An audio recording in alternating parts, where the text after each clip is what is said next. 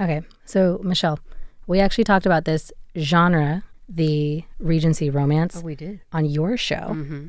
And so what I'm going to start this one with is, what do you think gives this genre kind of like its timeless appeal to people today? Well, the challenges that the characters face are challenges that are actually really similar to ours. Not quite in the way where the rules of society are the same, but we know all these people, they all exist in our own lives, and we all run up against these little dilemmas. Yeah. So we can connect with the stories. Yeah, I mean, it's certainly true for me. So I'm really excited to get into your example and, get more people in on it. Yeah.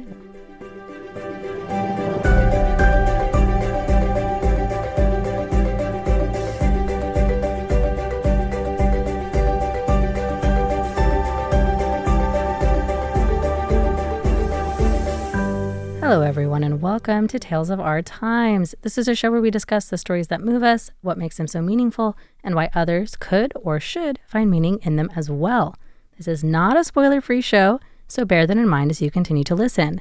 We tackle books, movies, comics, and more. Where there's a story, there's a reason to read or watch for today's show.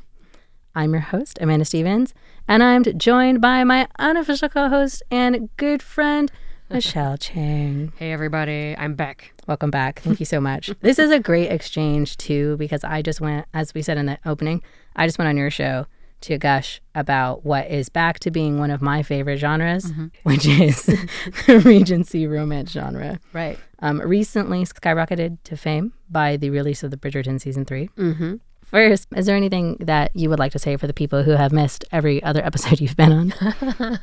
Well, I am generally someone who watches in media where, first of all, there's gratuitous violence and, sexual relations. And then there's usually sci-fi or horror or something along those lines. I think people who have heard your other episodes might remember you as something of a villain apologist. I love villains. Yeah. Love them. So I was kind of peer pressured into watching Bridgerton. Good. Who did it? I'll give them a medal. Well, Boston folks. But of course, I watched the first episode, which wound up becoming a binge fest. The second one and the third one and the fourth one. Absolutely. Kept going. So I finished, Bridgerton's season 3 is only half released. Yeah, and it's when ongoing. When I finished up episode 4, I was like, no, I need more. I need more now. More right now. And you need to finish the loop. I do. Right? I do. You have to get closure. So then, of course, Netflix makes suggestions, and it suggested the series Queen Charlotte, which is a single season, kind of a deep look into the life of Queen Charlotte, who is a character that obviously recurs again and again in the Bridgerton series. Oh, okay. I didn't know she was from Bridgerton, but I have heard of the series Queen Charlotte. So it is the same actress. I guess it's like a same universe, different time story, right? So they have the same cast. It actually jumps back and forth from Bridgerton time era and when Queen Charlotte was young. Now, unfortunately, even though it's a very short series, for this next season, we're only doing single episodes. Yeah. So which episode are we going to be like deep dive spoiling? We'll give a quick overview, like a 1 minute, 2 minute overview of the series, and then a deep dive spoiler of one episode. Well, of course, the last episode. You have to. I was so hoping you would say that. So I desperately want to know. So this is your other like major spoiler warning, since we're gonna tell you how it ends. So last warning for spoiler warning. We're going into the last episode. So to recap the season, it's just six episodes of Queen Charlotte. It starts with very young Queen Charlotte, who is, I believe, 17. Yeah. And her brother, she and her brother are traveling from Germany, where they are from, to England. She's an imported queen, so to speak. She's an imported queen. Yeah. And her brother has promised her to marry the King of England. And they haven't met before, which is actually kind of common in these times. Yeah. I think it's pretty common, at least for royalty. Yeah. That's why I say she's imported. I think it's quite common. Right. And even the king didn't really have much of a say in this. No. It's set up by like people who are looking for an advantageous connection, I would imagine. Something to increase Standing. standing, all of that. All of those things. So that's how this season opens, and of course she's very headstrong, she's intelligent, independent. She stands up for herself. She's kind of a firebrand. Yeah, she's absolutely like a spitfire. Yeah. So she obviously hates this arrangement of being married to some king way off where. Of being literally an imported good, so to Right, speak. exactly. And even on their wedding day, she tries to jump the wall. Oh, cute. I appreciate that. I say cute because that's exactly my kind of style. I love that. She's like, gotta get out of here by myself. She's wearing like her wedding gown, and she's like trying Yeah. to climb these vines out of the wall. And that's actually where she meets her husband. Because Is he also trying to climb out the wall? King George is wandering around the gardens. Dang. But she didn't know she was talking to her betrothed when she turns around and sees this guy who's offering to help her. Yeah. Perfect. Is the perfect romance setup. It's perfect. So then over the course of the next like 6 episodes, I assume, do their relations improve outwardly or are they kind of just like improving through argument? Does that make sense? From that meeting, he charms her enough to get her to say yes to "I do," right? To that, yes. The immediate So she wedding. does immediately marry this guy in episode number 1, and then throughout the rest of the episodes, it does follow the process of them hating each other and fighting and not talking and all of that. Yeah. All the way up to the last couple of episodes. Yeah.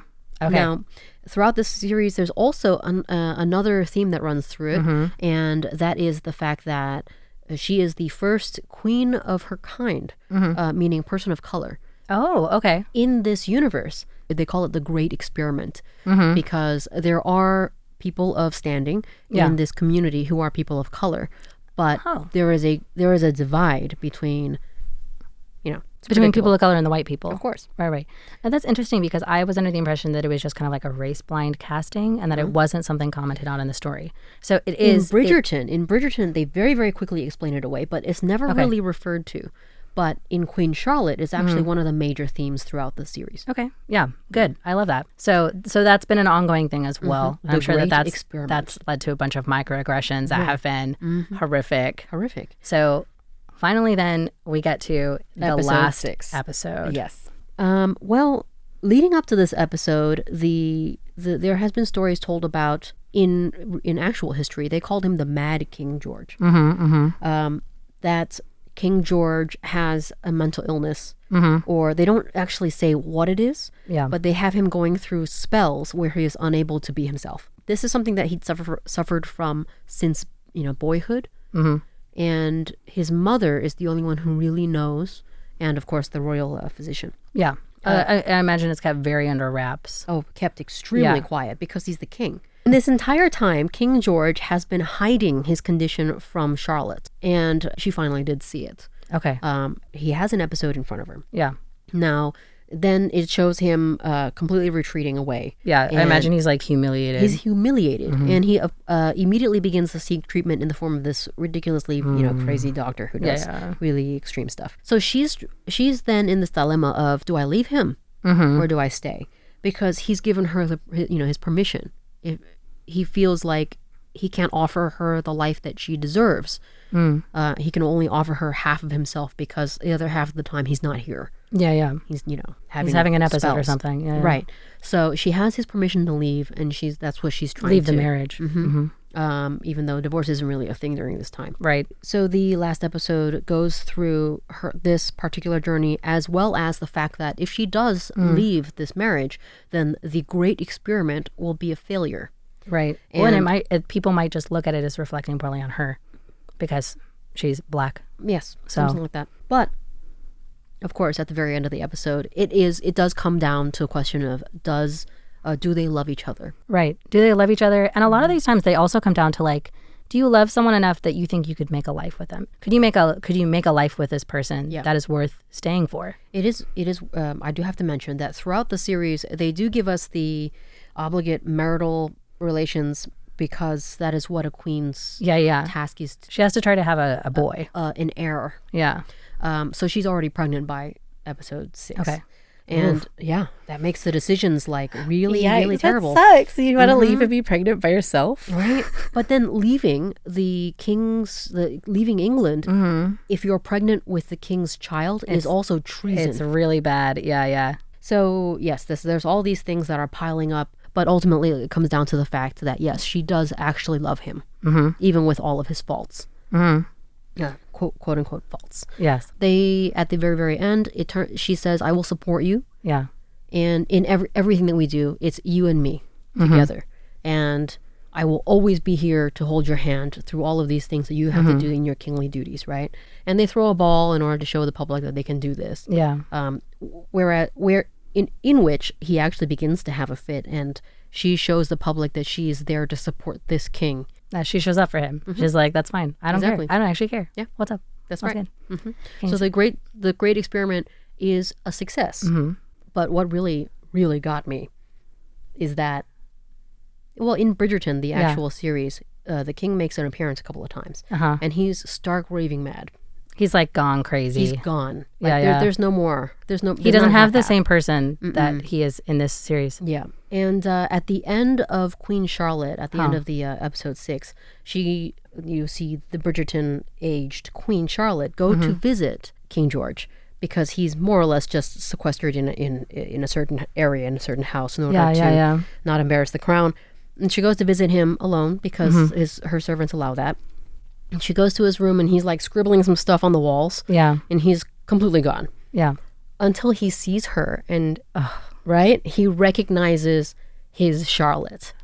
And one of the things that they did in an earlier show, in an earlier episode, was he hid under the bed because that way the heavens couldn't get him. So some fear he had. Yeah. In order to talk to her husband, she climbed under the bed, where he then also climbed under the bed, and they actually had a conversation there. They have like a heart-to-heart. They have a heart-to-heart under the bed about one of their kids is pregnant and they're going to be grandparents. Oh, right? No. So this whole thing is like a tragedy. Oh, no, like, but Yeah, it's awful, but also really beautiful because the way that they shot this scene while they were like under the bed where it's all dusty and stuff, is when he looked at her, she was the young version of Charlotte, and when she looked at him, he was the young version of George.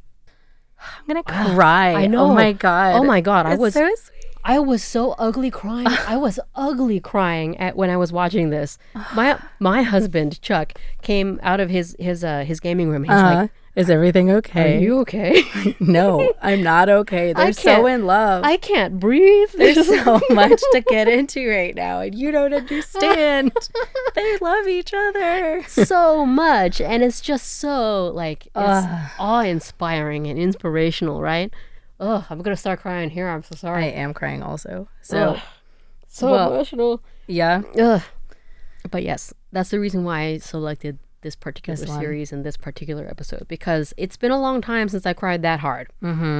Yeah, it's good to have a good cry. It is. Well, and like I guess like we'll get into that real quick. We already just talked about like what brought you to this series, but so what makes this show so meaningful to you? For all the gratuitously violent shows and TV movies that I watch, I'm actually a hopeless romantic. Yeah. But I've always loved the love story. So this particular series gave me it's a very deep and well detailed, all of the different factors that influence a relationship, and how that relationship influences so many other people, in this case especially because it's royalty. A very complex relationship. Right. It's it detailed why love matters, and sometimes love is just it's fated. It's supposed to happen, or showing up for somebody who really needs you. Yep. And in this particular show, it was she made choices. I think the thing that like stands out to me too, and I guess we can get into this in a minute as well, but like I think part of what stands out to me is also like going into this that if you've watched Bridgerton, like you know that it is kind of tragic. Like this one will end in like a good place. Yep. But ultimately you know that he's gonna continue to be mad. Victimized by this condition that he has. That is, I assume, not really defined, because it's like it's not defined. Who knows what it is at the time. Yeah. But like falling in love with somebody who is sick for whatever reason, and then choosing to stay there, Yeah. kind of despite that, and like the difficulty in showing up for somebody who has something ongoing. And so for me, like I'm thinking of not a romantic relationship, but like my grandmother had dementia or those other things where like you slowly see the person that you love kind of disappear, or they're only present in like small pockets of time. Yeah. And then for the rest of that, like they become somebody who's almost unrecognizable. But you always have those like memories, like that bed scene. I'm gonna start crying again. I know, right? But where you see them as their right, like as you their real can self. know that you can still know and love and value somebody, and not just that you, like people who are in that situation, I think know really deeply what that means. But if you've never had a relationship like that, like what giving a view of like what that looks like to be there and show up, and like what that might look like to be in love with somebody who has to love or be in love with somebody deteriorating, right, who has a condition that causes them to often physically, literally, mentally just become a different person. And like that's how you might see them or how you might show up for them, and how real and deep that can feel. It's so deep. So then what meaning do you think that others could find in this? Or why do you think that Queen Charlotte, and especially like the story that unfolds in this last episode, could be considered a tale of our time? Everyone, regardless of who you are and what you enjoy to consume as far as media goes, I think we all want to be loved. And we all kind of have this fear, this crippling fear in the backs of our minds and hearts that, you know, we are imperfect or we will become imperfect, or there'll be some kind of problem. And the people who may already love us may fall out of love with us. And we're just really afraid of, you know, what a lot of people are you afraid have your own like of dying alone, right? Right. Yeah, well that's true. Or like the thing I was thinking of when you were talking about like listing out the things that people are afraid of like in themselves is kind of like you have your own like monster or your own like insecurity that like for you, I guess in this case, like the Mad King Charles, was Has it? madness, right? Like that, it's a very physical thing. Yep. But it's not, it doesn't have to be a physical thing for everybody. Not For always. some people it is like, maybe something like depression or bipolar. You know, I have had friends who feel a lot of anxiety getting into and out of relationships because of things like that. But for other people, it's just like body image.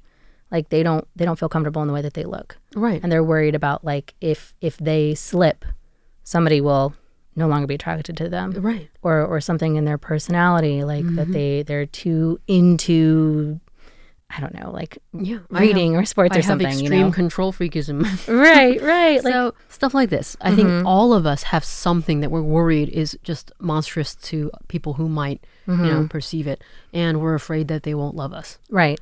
And the story just reaffirms the fact that we are lovable despite any of our faults. Right.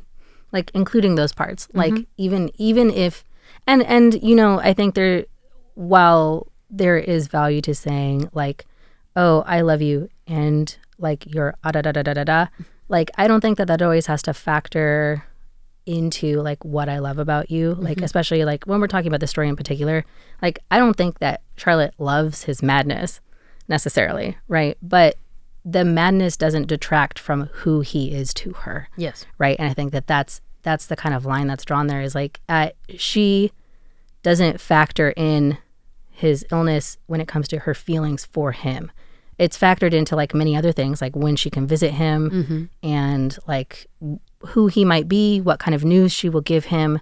I'm sure that there are many aspects of the relationship that are like affected by that, but it doesn't affect her feelings towards him, yes, her exactly. love for him, her affection. Yep. I think that's something that's true. That's like I'm actually getting emotional again about it. Like it's just a very like tender sentiment. I think I wish a lot of people could really internalize, you know, as like our feelings and like the practicality and that's of why being in a relationship are often different. If you haven't seen the series, just watch it. It is so, it pulls at the heartstrings. So Frankly, bad. even if you know this, I don't think knowing the end of this series is going to negate the Ugly emotional impact. Okay, both. Yes, I was going to try and skate around it. The emotional impact of what it would be like. Right. So to wrap this up between the two of us, then, if you could give Queen Charlotte, but especially like this kind of ultimate episode, like the wrap of Queen Charlotte, a one-phrase subtitle of your very own, what would that be?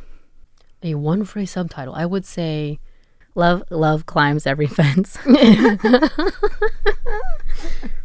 It's a love conquers all story. A love conquers all story. The most epic love conquers all story. Ah, Okay, it's deep good. breaths. It's very good. Yeah, everybody practice it. Okay, We'll have to start breathing later. But for now, thank you to everybody out there for joining us on Radio Taiwan International. This has been Tales of Our Time. I have been your host, Amanda Stevens, with my guest and somewhat unofficial co-host. It feels weird. Michelle Chiang. Hey, bye. Thank you. And we were talking about, and I hope you enjoyed learning more about, the show Queen Charlotte, the most epic love conquers all story, a tale of our time. And we'll see you next time.